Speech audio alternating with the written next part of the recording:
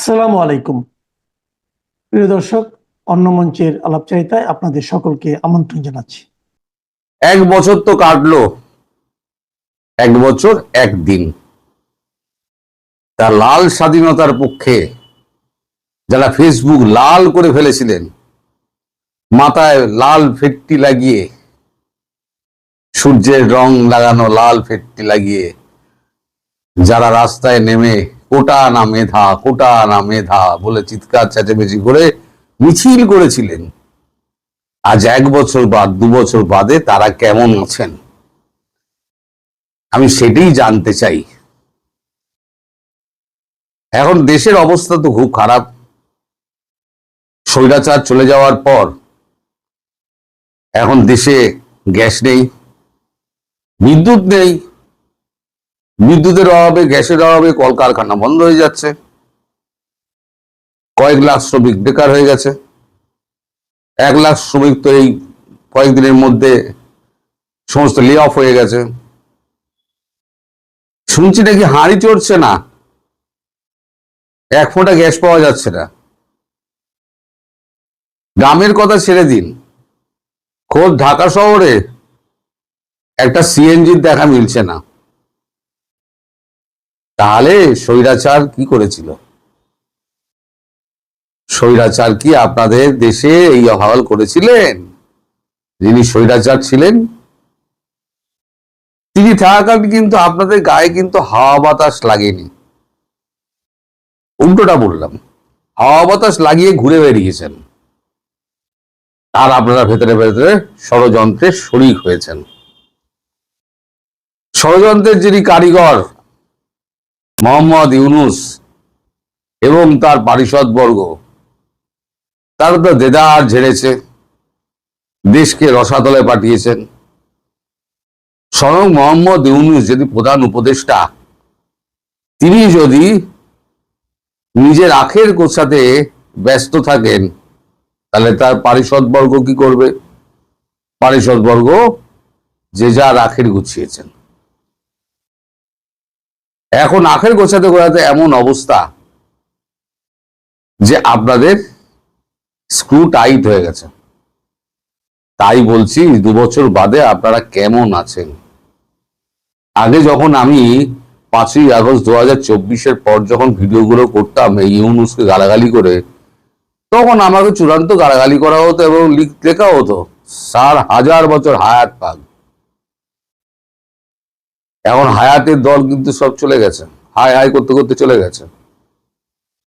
যারা কোটা না মেধা, কোটা না মেধা বলে যারা মিছিল করেছিল, মেধা সব চলে গেছে জেলে, আর কোটারা সব চাকরি পেয়ে ঢুকে গেছে যে যার সস্থানে।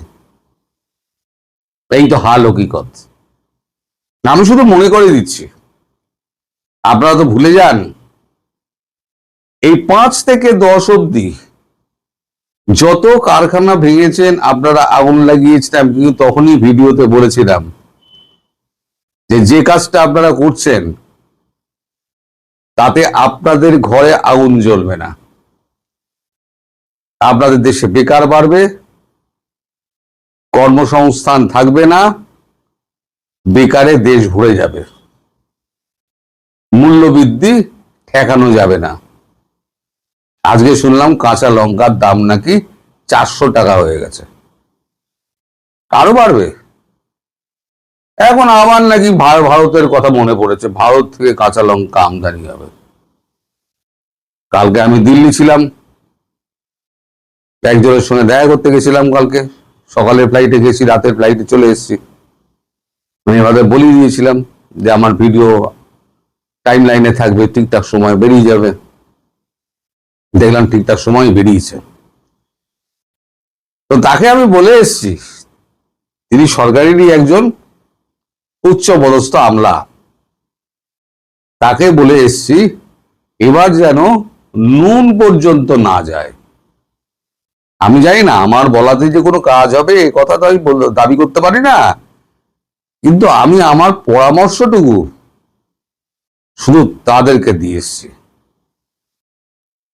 নুন, তেল, ডিজেল, কাঁচা লঙ্কা, এই যে গতবারে যে ডিজেল দিল, আমি তখন তীব্র প্রতিবাদ করেছিলাম আর এবারে গিয়ে দেখা করে বলে এসছি, দপ্তরে দপ্তরে দেখা করে বলে এসছি, যাতে একটা জিনিসও না যায়।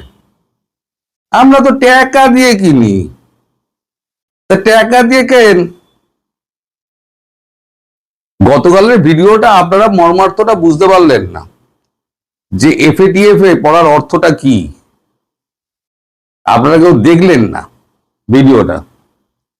এফএটিএফ এ পড়ার অর্থ হচ্ছে যে আপনার ডলারটা কাগজে পরিণত হবে, আর ওই যে বিদেশ থেকে যে রেমিটেন্স আসে না, ওই রেমিটেন্স গুলো সযত্নে ব্যাংকেই রাখা থাকবে, ওটা ভাঙিয়ে কিছু হবে না, ভাঙাতে পারবে না, ব্যাংক আপনাদের টাকা দিতে পারবে না যদি এফএটিএফ যদি ফেলে দেয়। এবং যেরকম সংকেত পাচ্ছি এফএটিএফ এ ফেলবেই, ট্রাম্প এফএটিএফ এ ফেলবেই। আর এফএটিএফ এ ফেললে পরে এই সরকার তো 4 পায়ে দাঁড়িয়ে আছে, 4টে খুঁটার উপরে দাঁড়িয়ে আছে। তারপর গতকালকে যখন আমি দিল্লিতে, সেই সময় দেখলাম যে মানে শুনছি আমি লাইভ মোবাইলে শেখ হাসিনার অডিও বক্তব্য প্রচারিত হচ্ছে। যারা উপস্থিত ছিলেন তারা নানানভাবে জানার চেষ্টা করেছিলেন তিনি কবে নাগাদ দেশে ফিরবেন। ডিসেম্বর তো বলেছেন, তার মধ্যে কবে নাগাদ ফিরবেন। উনি খুব সুচতুর ভাবে জিনিসটাকে এড়িয়ে গিয়েছেন। উনি বলেছেন যথা সময়ে আমি জানিয়ে দেব, দেশের মানুষ আমার জন্য অপেক্ষা করছে, এত অরাজকতা আমার উপরে যাই নেমে আসুন না কেন, আমি দেশে ফিরবো এবং সবাইকে আমি সময় মতো জানিয়ে দেবো। অর্থাৎ আমি যা বলেছিলাম যে যাওয়ার আগে তিনি 7 দিন বা 10 দিন আগে তিনি জানিয়ে দেবেন। আর ভারতে যাতে এটা না করতে পারে তার জন্য বিএনপি সরকারের কি ছুটোছুটি, ও মানে হাতে পায়ে ধরার মতো অবস্থা। কারণ একদিন তো সব এআইটিআই বলে চালানো হচ্ছিল, এখন তো বিদেশি যারা সাংবাদিক তারা তো সরাসরি প্রশ্ন করছেন এবং তিনি তাৎক্ষণিকভাবে উত্তর দিচ্ছেন, কখনো জয় দিচ্ছেন, কখনো শেখ হাসিনা দিচ্ছেন। এখন তো আর এআই বলে চালানো যাবে না। নিজের দেশের মিডিয়াকে বলে দেওয়া হয়েছে যে তারা যেন এক বর্ণ এর প্রকাশ না করে। বাপু হে, থলে থেকে তো বেড়াল বেরিয়ে গেছে।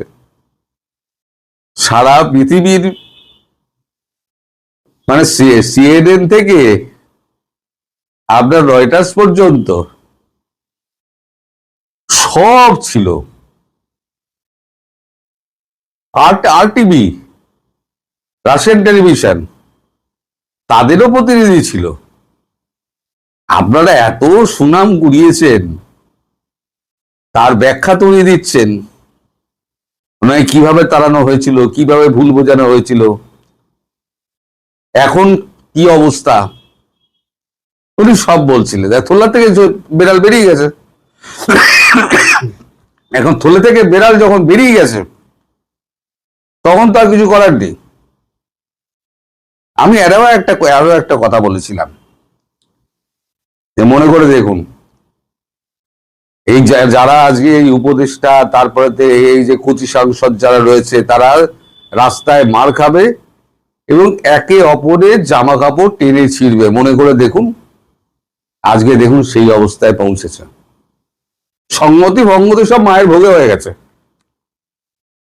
যত সংগতি ছিল না, বিএনপি, জামাত, এনসিপি, যত সংঘ ছিল, তারপর জামাতের যে এটা রয়েছে, ছাত্র শিবির রয়েছে, এখন বিএনপি পেরাচ্ছে এনসিপি কে হবিগঞ্জে, আর এদিকে ছাত্র শিবিরের সঙ্গে ছাত্র দলের পেঁদাপেদি হচ্ছে এই গ্রাম থেকে একেবারে ঢাকা শহর পর্যন্ত। তারও দেখতে হবে আপনাদের। তাই বলছি, লাল স্বাধীনতা কেমন উপভোগ করছেন? স্বাধীনতা এখনো উপভোগ হয়নি। আমি বলেছিলাম দুর্ভিক্ষের পদধ্বনি শোনা যাচ্ছে, 1 মাস আগে বলেছিলাম কারণ ভারত আর কিছু দেবে না। মোটামুটি আমি যেটুকু শুনেছি, ভারত আর কাঁচা লঙ্কার ডাঁটা পর্যন্ত দেবে না।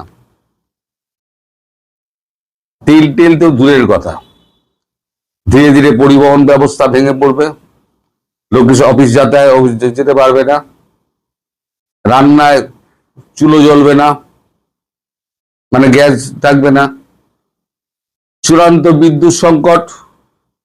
তার মধ্যে রাশিয়া হুঙ্কার দিয়েছে, আমি রূপপুর পরমাণু কেন্দ্র বন্ধ করে দেবো। সব মিলিয়ে যা কীর্তি হবে বাংলাদেশটা, তারপরে যদি এফএটিএফ এর ঘাড়ে পড়ে, তাহলে আপনার 16 গলা পূর্ণ হবে। এর মধ্যে আজকে আবার একটা খবর পেলাম, দুর্দান্ত খবর। মানে বাংলাদেশে যে এত চোর ছিল আমি জানতাম না। এই যে আপনাদের তথ্য উপদেষ্টা ছিল ওই আপনাদের ফারুকির, সেটা কি 300টা ফলস কবর করেছিল। প্রতি কবরে নাকি সে 7.5 লক্ষ টাকা করে বিল করেছিল। এই করে নাকি সে 21 কোটি টাকা কামিয়েছে। তাহলে একটা কবরের পেছনে যদি 7.5 লক্ষ টাকা খরচ হয়, তাহলে আমি ভাবছি যে তাজমহলে আমাদের নিচে যে কবরটা রয়েছে মমতাজের, সেখানেও রত্ন লাগানো বোধহয় এর থেকে কম দামে হয়েছিল। রত্নখচিত কবর। তা আমাদের ফারুকি যেটা করেছে সেটা হচ্ছে রত্নখচিত কবর খুঁড়ে দেখিয়ে 21 কোটি টাকা পকেটে ভরে, তারপরে তো আরো আরো আছে, এটা একটা ধরা পড়েছে। এটা বুড়ি বুড়ি বুড়ি বুড়ি বেরোবে। শুধু সরকারটা উল্টাতে দিন। ভারতবর্ষ আরো কিছু পাঠাবে না এই কারণে, কারণ আরো অস্থির হোক। আমি বলেছি যে আরো অস্থির করার জন্য মালপত্র যে টাকা দিলেও যাতে না পায়, অন্যত্র থেকে কিনে আলু। দেখি কত ধানে কত চাল হয়। এই যে আপনারা মাঝে মাঝে বলে ফেলেন না যে ভারতে লোক যাচ্ছে না, ঘটনা শুনবেন। 2653 জনের পাসপোর্টে স্ট্যাম্প পড়ে গেছে, entry not granted in India, stamp পড়ে গেছে। কারণ আমি বলেছিলাম না, এই সব মুড়োগুলো তুলে রাখা আছে। এই মুড়োগুলো যখনই যাচ্ছে ইমিগ্রেশন, তখনই দেখছে, চেক করছে, চেক করে ওই ছাপটি মেরে দিচ্ছে। এখন ভয়ে আর কেউ মানে ইমিগ্রেশনের দিকে আসছে না। যারা বয়স্ক মানুষ টানুষ আছে তারা কিন্তু পেরিয়ে যাচ্ছেন, যারা ওই দলের মধ্যে নেই। বিশেষ করে ছাত্র, যুব এবং মধ্যবয়স্ক ভিন্নতি ধরা পুরুষ যেগুলো নেমেছিল, সেগুলো কিন্তু ভারতবর্ষে ঢোকা বন্ধ। মাফ করবেন, ঠান্ডা লেগে গেছে। তো এখন তো তারা সদুত্তর দিতে হবে। কলকাতার ব্যবসায়ীরা নাকি হাহাকার করছে। গত 2 বছর তো ডাকেই ছিল কলকাতার ব্যবসায়ীরা, আপনারা আসেননি ধনরত্ন নিয়ে। তা আমাদের কলকাতার আমাদের তো সংসার চলছিল না, এখনো আবার নাকি এই সমস্ত গল্প টল্প ছাড়া হচ্ছে। এই যে হাস্যকর মিডিয়া, এই মিডিয়াকে কে বিশ্বাস করবে? আমি বলি না, 2 পয়সার দাম দেয় না কেউ বাংলাদেশের মিডিয়ার। তার উপর আবার ব্যান করেছেন, শেখ হাসিনার খবর ছাপানো যাবে না। তা শেখ হাসিনা কি কখনো বলেছিলেন যে অমুক টিভিকে, অমুক কাগজকে যে না তারাকে খবর ছাপা যাবে না? তারা তো কত অনলাইনে ইন্টারভিউ দিয়েছে, শেখ হাসিনা তো বারণ করেননি। তাহলে আপনাদের শেখ হাসিনাকে ভয় কেন এত? ভয় তো আপনাদের সব তো সব উপরে উঠে গেছে। যারা বোঝার তারা বুঝে নিন, সব উপরে উঠে গেছে। এখন একটা টোকা মারা, 4টে পায়া যে আছে সেখানে একটা পায়া টোকা মারো, হুড়মুড় করে তাসের ঘর ভেঙে পড়বে। তাসের ঘরের ওপরে প্রাসাদ হয় না।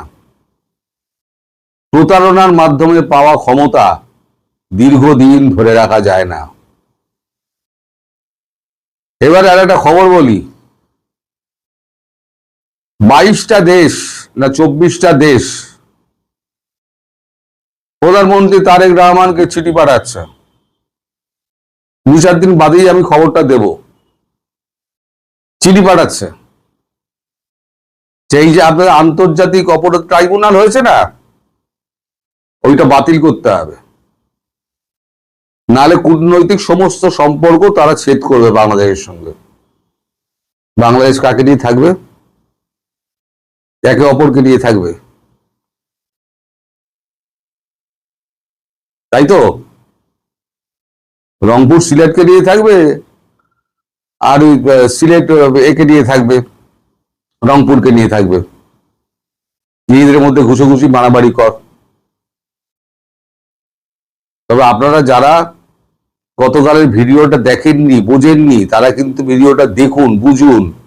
আপনাদের বিদেশ থেকে যে ছেলেরা মেয়েরা যারা চাকরি করছে বা পুরুষ মানুষ যারা গেছেন, তারা যে টাকাটা পাঠাবেন আপনাদের সংসার চালানোর জন্য, সেই টাকাটা কিন্তু কনভার্ট করে আপনাদের ব্যাংক আপনাদের দিতে পারবে না যদি এফএটিএফ এ ফেলে দেয়, এবং সেটা কিন্তু ফেলার সম্ভাবনা খুব শিগগিরই আছে, আমি আপনাদের আগাম বলে দিলাম। সুতরাং যার যা আছে এই বেলা তুলে দিন, যদি বা কিছুদিন আপনারা সরকার পড়ে যাওয়ার পর নতুন কিছু হওয়ার আগে অবধি চালিয়ে নিতে পারেন। আমার এই সদুপদেশটা মানুন, যার যা টাকা আছে ব্যাংক থেকে তুলতে শুরু করুন, তুলে ঘরে মজুত করুন, এরপরে একটা পয়সাও ব্যাংক থেকে পাবেন না। সবাই ভালো থাকবেন, সুস্থ থাকবেন, সাবধানে থাকবেন। নমস্কার।